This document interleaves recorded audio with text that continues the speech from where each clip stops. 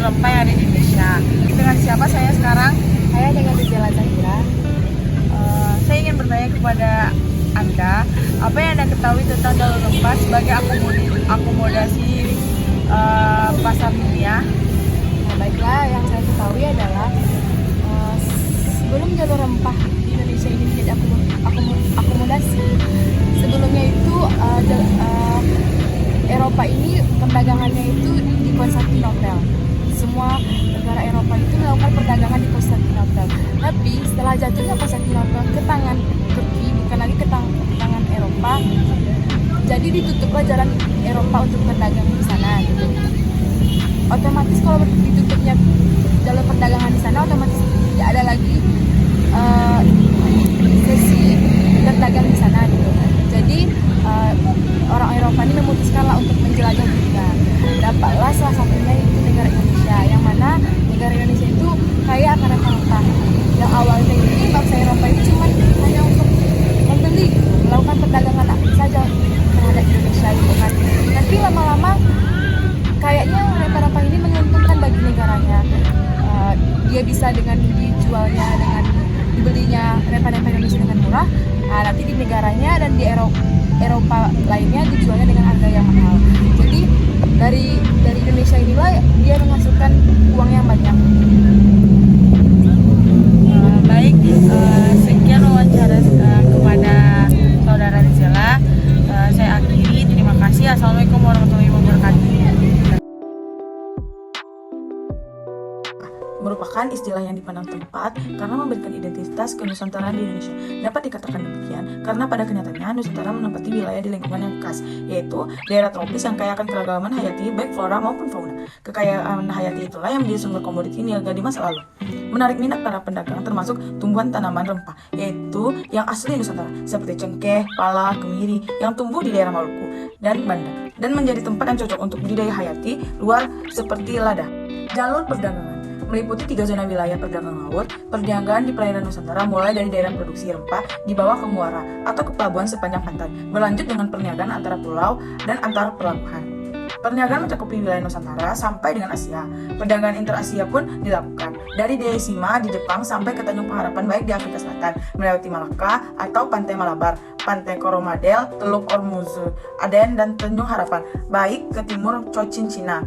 Pelayaran niaga dari Nusantara Asia ke Eropa. Komoditas atau barang dagang yang diperjualbelikan itu memiliki 3 poin. Poin yang pertama, pasar Eropa sudah mengenal rempah sejak masa Romawi. Tetapi baru pada sekitar abad ke-15, perdagangan Eropa langsung mencari daerah penghasil rempah di Nusantara. Poin kedua, rempah tidak lagi menjadi komoditi utama pada abad ke-18, maka lada menjadi barang dagang yang diperhitungkan. Poin ketiga, pada abad selanjutnya, barang dagang Nusantara juga menghasilkan gambir, guta, parca, campur, dan abad ke-19 adalah karet, tembakau, dan tebu. Pala dan cengkeh merupakan adalah komoditi utama pada perdagangan masa lalu. Pala merupakan hasil utama Pulau Banda, sedangkan cengkeh berasal dari Pulau Ternate, Tidore, Moti, Maken, dan Bacan. Produk pertanian tersebut berasal dari Pulau Maluku, sementara komoditas lain berasal dari Sumatera, seperti lada, itu tuh ada di Aceh, Lampung, dan Jawa Barat. Sedangkan campur, guta, parca, dan gambir pada abad ke-19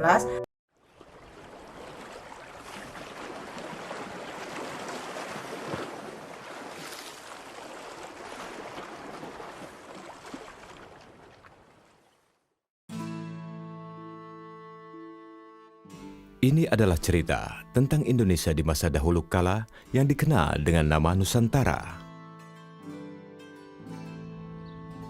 Sejak zaman lampau, Nusantara telah dikenal sebagai daerah penghasil rempah-rempah, komoditi utama dalam perdagangan internasional di masa itu. Rempah-rempah telah lama digunakan penduduk Nusantara dan bangsa lain seperti bangsa Arab, India, Cina, dan Eropa untuk obat-obatan, sebagai bumbu masakan modal dan pengawet transportasi. makanan. Dari 3 zona wilayah perniagaan Wilayah penghasil laut, rempah alat di Nusantara transportasi dapat dibagi dalam juga 2 memiliki daerah 3 produksi. tipe perahu Daerah pertama kapal adalah di seperti bagian timur, wilayah perairan yaitu Nusantara Kepulauan umumnya Maluku menggunakan dan Kepulauan berbagai jenis Banda perahu lokal yang menghasilkan seperti cengkeh dan sampan pala. atau perahu, Sementara di jukung wilayah Jawa, barat, perahu yang terdiri mayang, atas Pulau Sumatera, gorab, dan Jawa, banyak lagi. dan Kalimantan sebagai daerah Perdagangan penghasil VOC lada. di perairan Nusantara menggunakan jenis Emporium kapal atau pusat perdagangan Cailop terbesar pada masa itu atau adalah Fujit, Malaka, dan kapal Kota yang ini dibangun menjadi di tempat bertemunya Rambang berbagai memakai pedagang nama-nama Nusantara lokal seperti seperti Banten, Makassar, Skip, Banda, Ternate, dan Skip, Ternate. Ternate, Emporium Skip tersebut Jona, terintegrasi Skip dengan jalur Jambi, perdagangan Asia. dan lain-lain. Perniagaan Para pedagang dari Nusantara Cina, sampai Asia Arab, banyak dan menggunakan India membawa waka komoditas tekstil yang dan oleh porselen. VOC ditulis sebagai Saisni Jongki Tingginya harga rempah dan di pasar kapal yang dunia lebih besar. mendorong bangsa Eropa Yang keempat, untuk perniagaan membeli komoditas Nusantara itu langsung sampai dari daerah Asia maupun Eropa menggunakan beberapa Penjelajah kapal Eropa besar menemukan jalur seperti ke Nusantara armada dengan memutari untuk angkut Afrika barang melalui dan Tanjung penumpang. Harapan. Bangsa Eropa yang pertama di Nusantara adalah Portugis pada tahun 1510. Tahun 1511 dipimpin Alfonso de Albuquerque. Portugis kemudian menaklukkan Malaka dan memonopoli perdagangan di sana. Para pedagang tidak lagi bisa berdagang bebas. Mereka pun akhirnya pindah ke pelabuhan dagang lain. Salah satunya adalah Aceh yang terletak di ujung Pulau Sumatera. Dalam catatan VOC, Aceh dikatakan sebagai kota terbuka dengan jalan lebar yang berawal dari pintu masuk kota hingga menuju langsung ke istana para raja. Di timur Nusantara, pusat perdagangan terletak di Pelabuhan Makassar.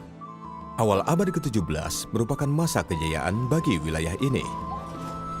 Di pesisir Jawa, Banten menjadi pusat perdagangan lada dan berkembang menjadi kota pelabuhan besar.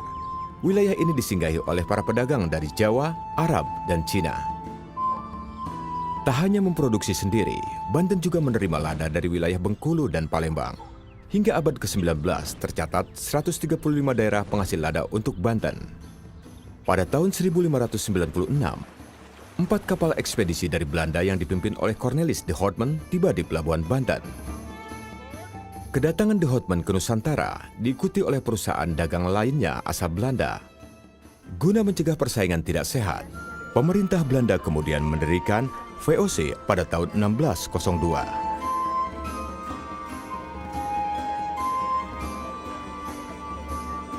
Pada tahun 1605, di bawah komando Stephen van der Hagen, menduduki Ambon dan menjadikan sebagai ibu kota penguasa Belanda di Asia Timur. Pemimpin tertinggi dijabat oleh Peter Boot.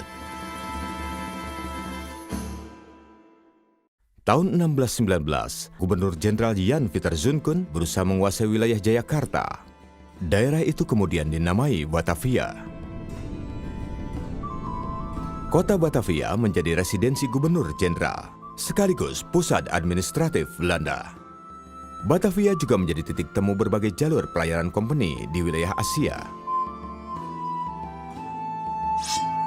Guna memonopoli perdagangan lada, VOC melakukan berbagai langkah untuk menundukkan Kesultanan Banten, termasuk melalui peperangan. Hingga akhirnya, Banten berhasil ditundukkan pada tahun 1684. Pada pertengahan abad ke-17, VOC melakukan penyerangan ke Makassar agar dapat menguasai perdagangan rempah di timur Nusantara. Dengan ditandatanganinya perjanjian bunganya, Kesultanan itu akhirnya ditaklukkan pada tahun 1667. Penguasaan kota-kota tersebut membawa era baru bagi perdagangan Nusantara. Pedagang Nusantara masih tetap melakukan perdagangan, hanya saja dengan rute yang lebih beragam.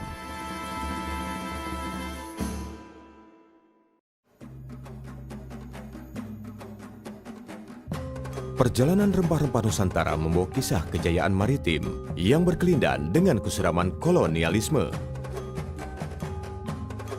Jalur rempah membawa kekuatan yang menyatukan antar suku bangsa dan budaya dalam proses pembentukan bangsa Indonesia.